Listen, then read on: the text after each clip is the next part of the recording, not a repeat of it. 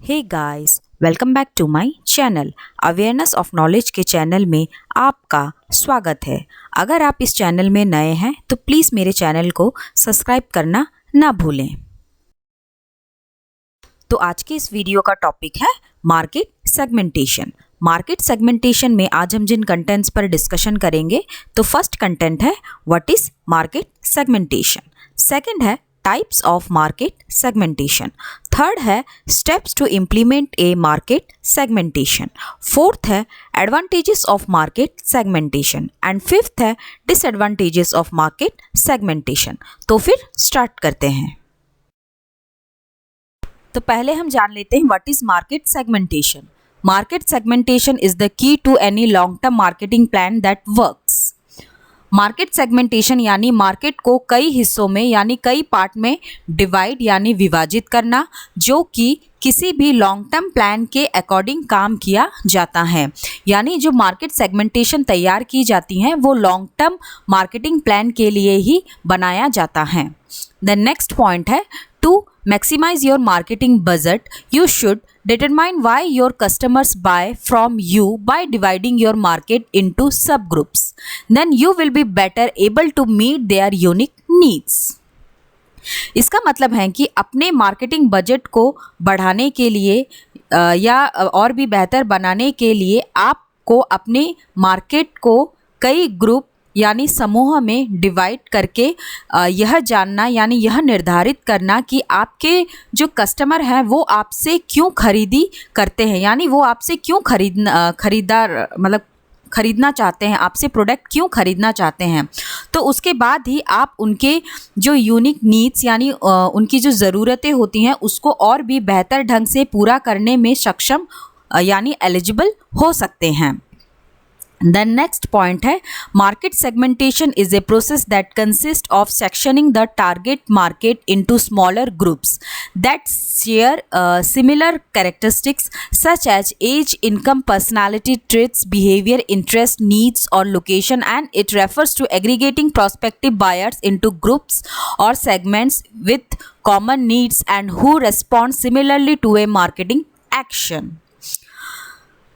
इसका मतलब है कि मार्केट सेगमेंटेशन एक ऐसी प्रक्रिया यानी एक ऐसा प्रोसेस है जिसमें टारगेट मार्केट को छोटे ग्रुप में डिवाइड करते हैं, जो कि कुछ सिमिलर कैरेक्टरिस्टिक्स यानी कुछ समान विशेषताएं होती हैं। यानी उस छोटे ग्रुप को डिवाइड करने के लिए कुछ सिमिलर कैरेक्टरिस्टिक्स होना चाहिए, जैसे कि age, income, personality, behaviour, interest, needs और लोकेशन जैसी चीज़ें शामिल होती हैं।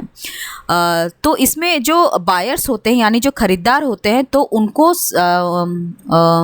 सामान्य जो ज़रूरतें होती हैं उनकी यानी उनके जो कॉमन नीड्स होते हैं तो उन कॉमन नीड्स वाले समूह यानी ग्रुप और सेगमेंट में एकत्रित करना यानी उनको इकट्ठा करना यानी एग्रीगेट करने में हेल्प करता है। मार्केट सेगमेंटेशन कंपनियों को विभिन्न श्रेणियां यानी डिफरेंट कैटेगरी के उपभोक्ता यानी कंज्यूमर को टारगेट करने में यानी कंज्यूमर को लाने में सक्षम यानी कैपेबल बनाता है, जो कि प्रोडक्ट और सर्विस के वैल्यू को सही तरह से समझते हैं। देन नेक्स्ट पॉइंट है market segmentation techniques can help your business make more money because they can help you give customer more personalized experience because of this. इसका मतलब है कि इन सभी कारणों में मार्केट सेगमेंटेशन टेक्निक आपके बिजनेस को अधिक पैसा कमाने में मदद कर सकता है। तो फर्स्ट पॉइंट है more email and text message leads. इसका मतलब है कि प्रोडक्ट को मार्केट में बढ़ाने के लिए ज़्यादा से ज़्यादा ईमेल और टेक्स्ट करना, जिसके कारण यानी अगर हम ज़्यादा ईमेल और टेक्स्ट करते हैं, मैसेज भेजते हैं, तो जिसके ज़रिए हमें और भी ज़्यादा सेल्स लीड मिलता है। देन सेकंड पॉइंट है increase the number of sales on your website. Company website में सेल्स के नंबर को बढ़ाना यानी सेल्स की मात्रा को बढ़ाना, इंक्रीज करना। देन थर्ड है improve average order value. Product order के वैल्यू को बढ़ाना यानी और भी बेहतर बनाना यानी रिपीटेड ऑर्डर लाना। देन फोर्थ पॉइंट है increase the customer life time value. इसका मतलब है पुराने कस्टमर के साथ साथ नए कस्टमर को लाइफ टाइम के लिए अपने साथ जोड़े रखना। तो ये था मार्केट सेगमेंटेशन टेक्निक जो कि बिजनेस में ज़्यादा से ज़्यादा पैसा कमाने में हेल्प करता है। तो ये था what is market segmentation.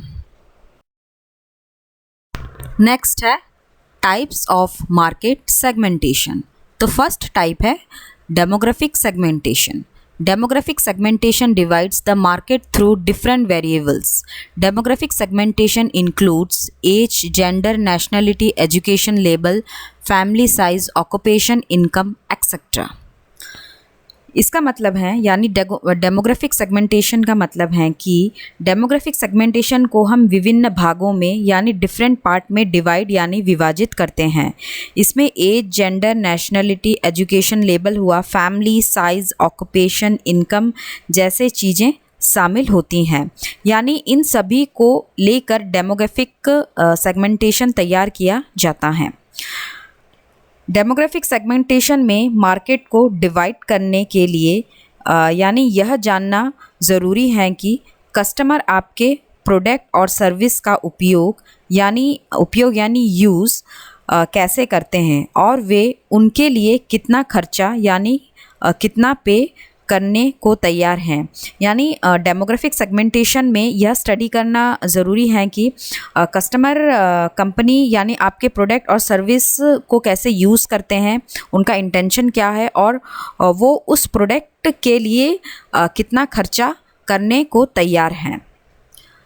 Then next point है a company that sells luxurious car might look for customers with a certain income, age or job. For example, they might make ads for older wealthy people who are likely to be interested in luxury cars. इसका मतलब है कि एक luxury cars को market में बेचने के लिए यह सुनिश्चित करना यानी यह होना चाहिए कि उस कार को कौन खरीदेगा। तो जिसके लिए कुछ क्राइटेरिया होने चाहिए, जैसे कि उस कार को खरीदने वाले का एज, इनकम या नौकरी मतलब नौकरी वाला ही व्यक्ति होना चाहिए। वही उनके टारगेट कस्टमर होते हैं। जैसे कि कोई रिच पीपल यानी कोई धनी व्यक्ति हुआ जो कि उस लग्जूरियस कार को खरीदने में अपना इंटरेस्ट दिखाता है। तो ये था demographic segmentation. Then second type है geographic segmentation. Geographic segmentation consist of creating different groups of customers based on geographic boundaries. Geographic segmentation का मतलब है कि ज्योग्राफिक सेगमेंटेशन में ज्योग्राफिक बाउंड्री यानी सीमा के बेसिस पर ही कस्टमर को विभिन्न समूह यानी डिफरेंट ग्रुप में बनाया जाता है। यानी ज्योग्राफिक सेगमेंटेशन में कुछ ज्योग्राफिक बाउंड्री तैयार की जाती हैं, तो उस बाउंड्री के बेसिस पर ही कस्टमर को मतलब डिफरेंट ग्रुप में डिवाइड किए जाते हैं। तो पोटेंशियल कंज्यूमर की ज़रूरत और इच्छा यानी जो पोटेंशियल कंज्यूमर होते हैं उनके नीड्स और इंटरेस्ट उनके जोग्राफिक लोकेशन, क्लाइमेट और रीज़न के अनुसार यानी रीज़न के अकॉर्डिंग अलग अलग होती हैं। इसीलिए ज्योग्राफिक सेगमेंटेशन बहुत ही वैल्यूएबल होता है। ज्योग्राफिक सेगमेंटेशन को समझने के लिए यह डिटरमाइन यानी यह जानना, यह निर्धारित करना चाहिए यानी यह जानना चाहिए कि किसी भी ब्रांड को कहाँ बेचना चाहिए यानी कहाँ सेल करना चाहिए और एडवर्टाइज यानी विज्ञापन देना चाहिए और उसके साथ साथ बिजनेस को कहाँ एक्सपेंड यानी कहाँ पर बनाना चाहिए।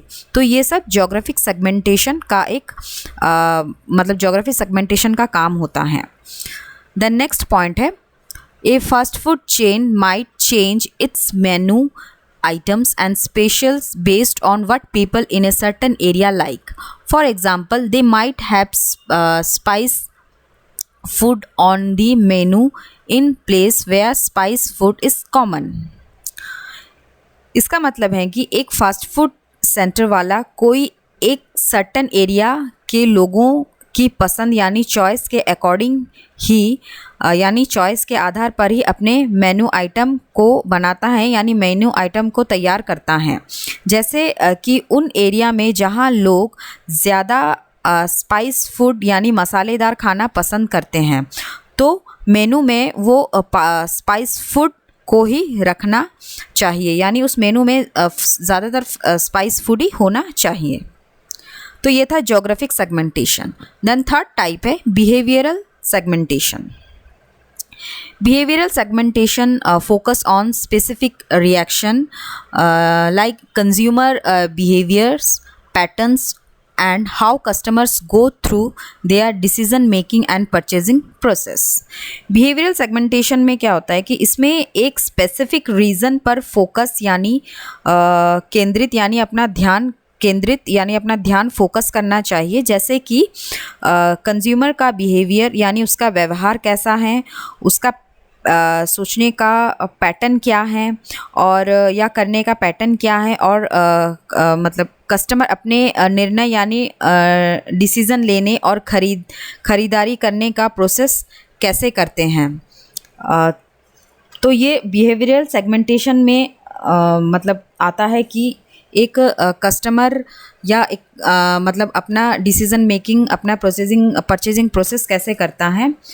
तो किसी भी ब्रांड के प्रति पब्लिक का एटीट्यूड क्या है, वे उसका यूज़ कैसे करते हैं और उनका ब्रांड के प्रति यानी कंपनी के ब्रांड के प्रति अवेयर यानी जागरूकता ही बिहेवियरल सेगमेंटेशन का एक एग्जाम्पल यानी उदाहरण होता है।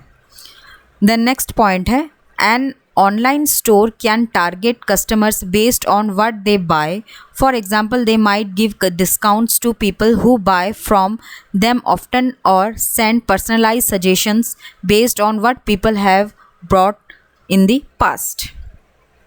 इसका मतलब है कि एक ऑनलाइन स्टोर या मार्केट अपने कस्टमर को उनके ख़रीदारी यानी उनके बाइंग बिहेवियर के बेस्ड पर ही टारगेट कर सकते हैं। जैसे कि वे उन लोगों को डिस्काउंट यानी छूट देते हैं जो कि उनसे अक्सर ख़रीदारी करते हैं या वे उनके पुराने कस्टमर होते हैं। तो ये था behavioural segmentation. Then fourth type है psychographic segmentation. Psychographic segmentation consists of grouping the target audience based on their behavior, lifestyle, attitudes and interest. Psychographic segmentation का मतलब होता है कि साइकोग्राफिक सेगमेंटेशन में टारगेट ऑडियंस को उनके व्यवहार यानी बिहेवियर, लाइफस्टाइल, एटीट्यूड और इंटरेस्ट के आधार यानी बेसिस पर उनका ग्रुप तैयार किया जाता है। टारगेट ऑडियंस को समझने के लिए पहले मार्केट को अच्छे से रिसर्च करना पड़ता है। उसके लिए कुछ तरीके यानी कुछ मेथड या टेक्निक तैयार की जाती हैं, जैसे कि मार्केट को सही तरह से सर्वे करना, लोगों से मिलके उनका एक इंटरव्यू लेना, एक केस स्टडी तैयार करना। तो इन सबके बेस्ड पर या बेसिस पर मार्केट रिसर्च किया जाता है। उसके बाद ही साइकोग्राफिक सेगमेंटेशन सक्सेसफुली तैयार कर सकते हैं। द नेक्स्ट पॉइंट है a fitness brand might try to reach customer based on how they live and who they are. For example, they might go after people who like to be active and care about their health. इसका मतलब है कि एक fitness brand customer तक पहुंचने का प्रयास इस बेसिस यानी इस आधार पर कर सकते हैं कि वे कैसे रहना पसंद करते हैं और वे कौन होने चाहिए। जैसे कि वे ऐसे लोगों के पास जा सकते हैं यानी ऐसे लोगों को अपना कस्टमर बना सकते हैं जो कि एक्टिव रहना मतलब डेली बेसिस पे एक्टिव रहना चाहते हों, अपने आप को फिटनेस रखना चाहते हों या अपने हेल्थ को केयर यानी परवाह कर सकते हो, तो वही लोग ही उनके टारगेट कस्टमर हो सकते हैं। तो ये था साइकोग्राफिक सेगमेंटेशन। तो ये थे टाइप्स ऑफ मार्केट सेगमेंटेशन के। नेक्स्ट है what are the steps to implement a market segmentation. तो फर्स्ट स्टेप है define your market. At this point of the segmentation, you should focus on discovering how big the market is, where your brand fits, and if your products have the capacity to solve what it promises. Define your market, यानी पहले अपने market के बारे में जान लें। तो इस स्टेप में क्या होता है कि इसमें मार्केट सेगमेंटेशन को इम्प्लीमेंट करने से पहले अपने टारगेट मार्केट के डिफरेंट पार्ट या विभिन्न हिस्सों और उनकी ज़रूरतों यानी नीड्स, उनके रिक्वायरमेंट्स या उनके प्रेफरेंस पर रिसर्च करना बहुत ही इम्पॉर्टेंट यानी महत्वपूर्ण है। आपको यह जानने पर फोकस करना चाहिए कि मार्केट कितना बड़ा है, उस मार्केट में क्या आपका ब्रांड फिट बैठ सकता है और क्या आपके प्रोडक्ट में उतना दम यानी उतनी क्षमता, उतनी कैपेसिटी है कि वो मार्केट में लाइफ टाइम या लंबे समय तक चल सके। तो ये सारे बातें हमें मार्केट को डिफाइन करते वक्त जानना बहुत ही ज़रूरी होता है। देन सेकंड स्टेप है segment your market. This step consist of choosing which of the types best suits your brand. Segment your market में क्या होता है, इस स्टेप में आपको यह चुनना यानी यह चूज़ करना है कि यानी यह चॉइस करना है कि आपके ब्रांड के लिए किस क्राइटेरिया मतलब किस तरह का क्राइटेरिया होना चाहिए, जैसे कि age, gender, income, education level, personality, lifestyle, values etcetera. तो इन सब क्राइटेरिया के बेसिस पर हम मार्केट को सेगमेंट कर सकते हैं। देन थर्ड स्टेप है understand your market. Ask your customers the right questions depending on the type you choose. You must know your target customer in details. Understand your market यानी market को समझना। इस step में आपके द्वारा चुने गए क्राइटेरिया के बेसिस पर यानी चुने गए क्राइटेरिया के आधार पर अपने कस्टमर्स से सही क्वेश्चन पूछें यानी सही क्वेश्चन पूछताछ करें, सही से पूछताछ करें, क्योंकि आप को अपने टारगेट कस्टमर के बारे में सब कुछ सही से जानना चाहिए। उसके बाद ही आप मार्केट को सही तरह से समझ सकते हैं। देन फोर्थ स्टेप है build your customer segments. After collecting response you need to perform data analysis to create dynamic segments unique to your brand. Build your customer segment में क्या होता है कि इसमें सभी कस्टमर के रेस्पॉन्स कलेक्ट करने के बाद आपको अपने ब्रांड के लिए सेगमेंट बनाने के लिए यानी ब्रांड के लिए जो सेगमेंट बनाना है तो उस सेगमेंट को बनाने के लिए कलेक्ट किया गया डाटा को एनालाइज करने की आवश्यकता है, यानी उस डाटा को सही तरह से देखने या जांच पड़ताल करने की आवश्यकता है, जिसके कारण आप अपने ब्रांड के लिए सही कस्टमर बना सकते हैं। देन फिफ्थ स्टेप है test your strategy. Ensure you have correctly interpreted your survey data by testing it with your target audience. This will help you to revisit your market segmentation strategies and make the necessary changes. Test your strategy.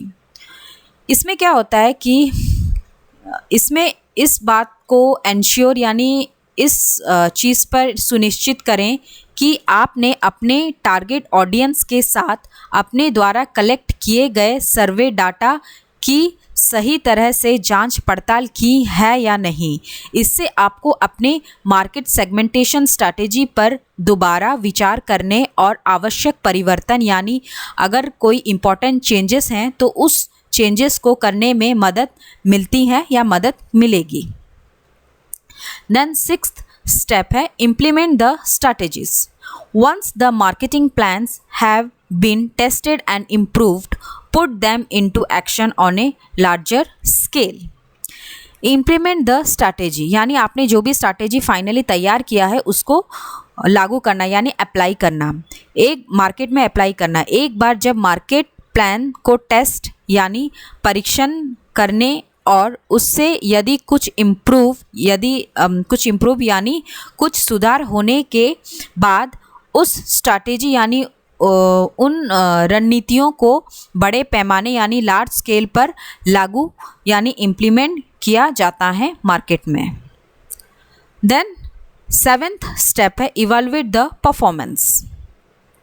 Evaluate how well each segment and marketing strategy is doing and make changes as needed। इसमें क्या होता है कि evaluate करें कि यानी इस चीज़ को इवैल्यूएट करें कि प्रत्येक सेगमेंट यानी ईच सेगमेंट और मार्केटिंग स्ट्रैटेजी को इम्प्लीमेंट करने के बाद ये कितना अच्छा काम कर रहा है, यानी आपने जो स्ट्रैटेजी मार्केट में इम्प्लीमेंट किया है वो सही तरह से काम कर रहा है, कितना अच्छा काम कर रहा है, कितना अच्छा रिजल्ट मिल रहा है, और यदि कुछ इम्पॉर्टेंट चेंजेस हो तो उस चेंजेस को भी उसी में उसमें आप चेंज कर सकते हैं। Then last and 8th step है कंटिन्यू टू इम्प्रूव। इसमें क्या होता है, यह यानी ये जो प्रोसेस है, ये जो स्टेप्स हैं, इसको आप कंटिन्यू करते ही इसको कंटिन्यू करना चाहिए। यानी यह एक ऑनगोइंग यानी कंटिन्यू चलने वाला प्रोसेस यानी प्रक्रिया है। इसीलिए कस्टमर के फीडबैक यानी उनके सोच और बदलती हर दिन बदलता मार्केट सिचुएशन के बेसिस यानी मार्केट सिचुएशन के अकॉर्डिंग पर मार्केट सेगमेंटेशन क्राइटेरिया और मार्केटिंग स्ट्रैटेजी यानी रणनीतियों में सुधार यानी इम्प्रूवमेंट कर सकते हैं। यानी दिन बर दिन जो भी मार्केटिंग सेगमेंटेशन के क्राइटेरिया नए क्राइटेरिया निकल रहे हैं या नई स्ट्रैटेजी निकल रही हैं, तो उन सबको हम इम्प्रूव कर सकते हैं इस प्रोसेस में अगर कोई चेंजेस चाहिए तो इन सभी स्टेप्स को कंटिन्यूसली करने से ये जितने भी स्टेप्स हैं 8 स्टेप्स हैं, इनको अगर हम कंटिन्यूसली करते हैं तो इसे बिज़नेस में सही ढंग से मार्केट सेगमेंटेशन स्ट्रैटेजी को लागू यानी अप्लाई या इम्प्लीमेंट कर सकते हैं या किया जा सकता है, और मार्केट में सफलता यानी सक्सेस मिलने की संभावना यानी चांसेस भी बढ़ सकती हैं। तो ये था steps to implement a market segmentation. Next है what are the advantages of market segmentation। तो फर्स्ट एडवांटेज है create stronger marketing messages। इसका मतलब है कि जब आप जानते हैं कि आपका टारगेट कौन है तो इससे आप एक स्ट्रॉन्ग मैसेज बना करके आपके टारगेट ऑडियंस की जागरूकता बढ़ा सकते हैं यानी उनको अवेयर कर सकते हैं, और उसके साथ साथ आप उनके नीड्स और वांट्स का जवाब दे सकते हैं यानी उनके नीड्स और वांट्स को पूरा करने की क्षमता यानी कैपेबल आप में है, तो इस बात को आप मैसेज के थ्रू से पहुंचा सकते हैं। देन सेकेंड एडवांटेज है find the ideal marketing strategies.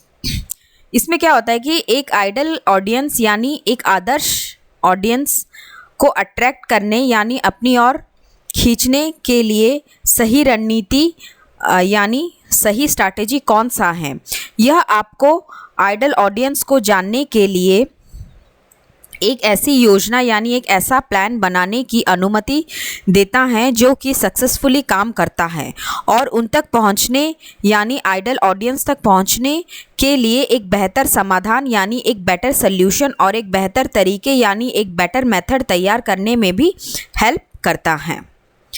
Then third advantage है डिज़ाइन टारगेटेड डिजिटल एडवर्टाइजिंग। इसमें क्या होता है कि मार्केट सेगमेंटेशन आपको ऑडियंस के एज, लोकेशन, बाइंग हैबिट यानी ख़रीदारी करने का जो उनका आदत है, उनका जो हैबिट है, देन इंटरेस्ट एक्सेट्रा, तो इन सभी चीज़ों को जानकर अपने एडवर्टाइजिंग यानी विज्ञापन को सोशल मीडिया के थ्रू से सफलतापूर्वक यानी सक्सेसफुली और प्रभावी ढंग यानी सही ढंग यानी इफ़ेक्टिव वे से टारगेट करने की अनुमति देता है।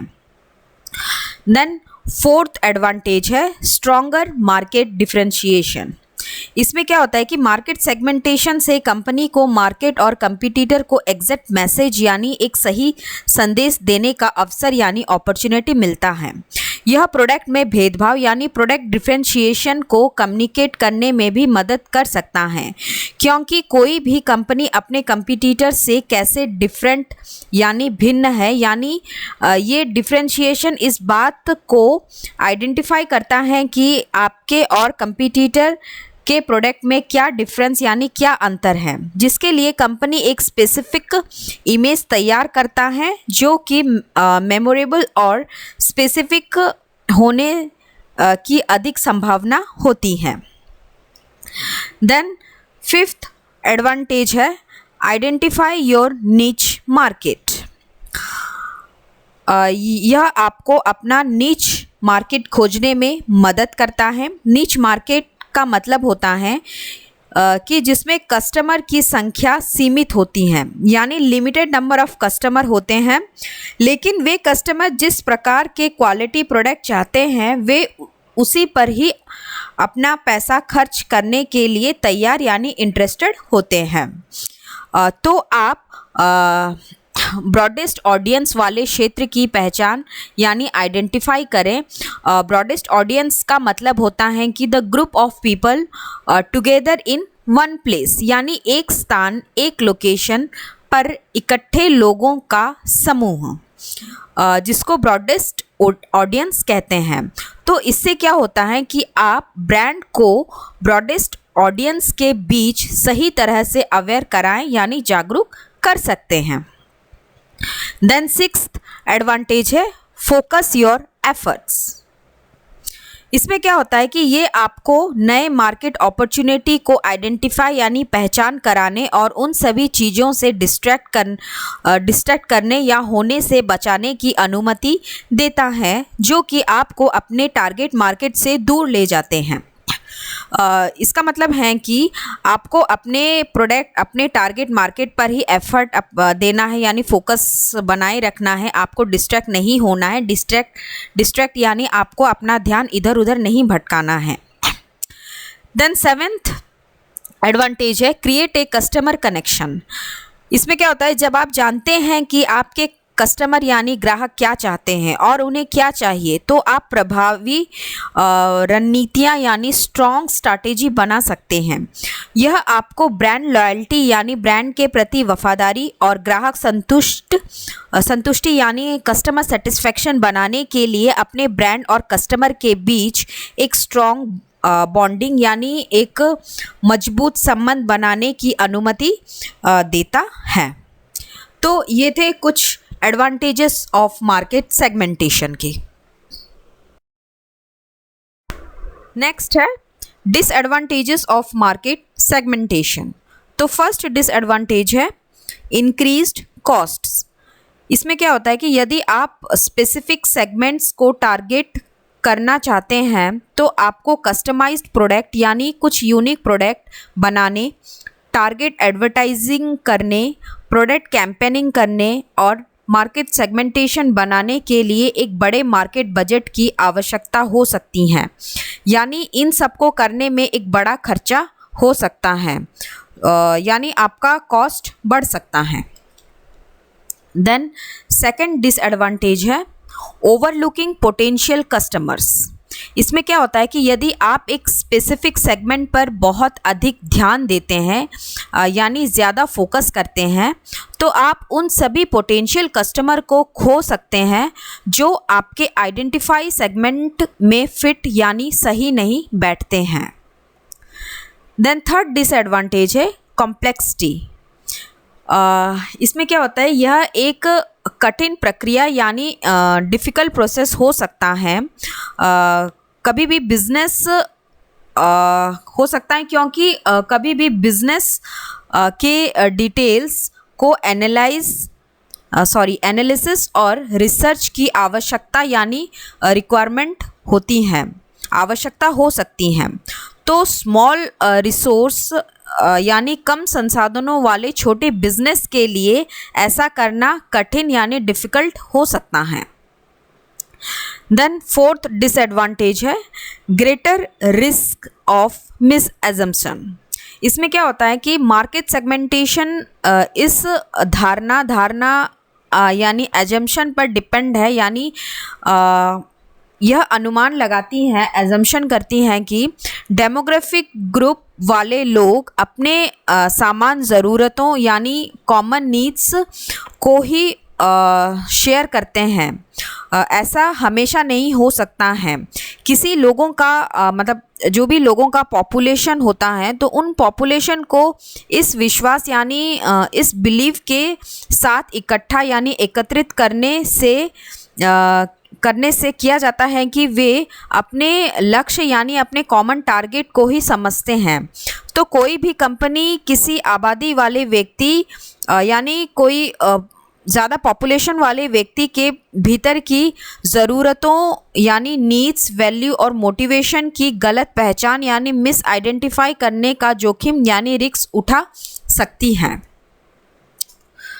देन फिफ्थ डिसएडवांटेजेस है measuring effectiveness.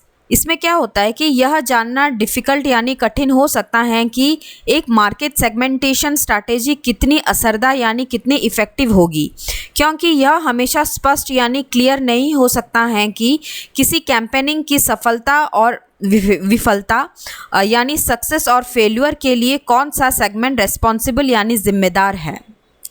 Then sixth disadvantage है रिस्क ऑफ स्टेरियोटाइपिंग। स्टेरियोटाइपिंग का मतलब होता है कि जब कोई व्यक्ति किसी अन्य व्यक्ति यानी किसी दूसरे के बारे में सोचता है या किसी ऑब्जेक्ट यानी वस्तु के बारे में, किसी इवेंट यानी कोई घटना के बारे में, किसी ग्रुप के बारे में एक्सेट्रा, तो इन सब के बारे में सोचता है तो इन सब को लेकर वो एक अपना अलग सा ओपिनियन बना लेता है यानी अपना एक अलग सोच, अपना एक राय बना लेता है जिसे वो बदलना भी नहीं चाहता है यानी वो अपनी सोच को नहीं बदलना चाहता है, जिसे स्टेरियोटाइपिंग कहते हैं। तो रिस्क ऑफ स्टेरियोटाइपिंग में क्या होता है कि इसमें कुछ ग्रुप को उनकी डेमोग्राफिक और साइकोग्राफिक विशेषताएं यानी उनके कैरेक्टरिस्टिक्स के बेसिस पर स्टेरियोटाइपिंग बनाने का रिस्क रहता है, जिससे कि नेगेटिव परसेप्शन और ओपिनियन हो सकता है। तो ये थे डिसएडवांटेजेस ऑफ मार्केट सेगमेंटेशन के। तो आज के इस वीडियो में बस इतना ही, फिर मिलते हैं मेरे नेक्स्ट वीडियो में एक नए टॉपिक के साथ। अगर आज के इस वीडियो में आपको कुछ भी डाउट लगा तो प्लीज़ कमेंट बॉक्स में ज़रूर बताएं, और अगर आप मेरे इस चैनल में नए हैं तो प्लीज़ सब्सक्राइब करना ना भूलें। Thanks for watching. Stay safe, stay happy, bye bye.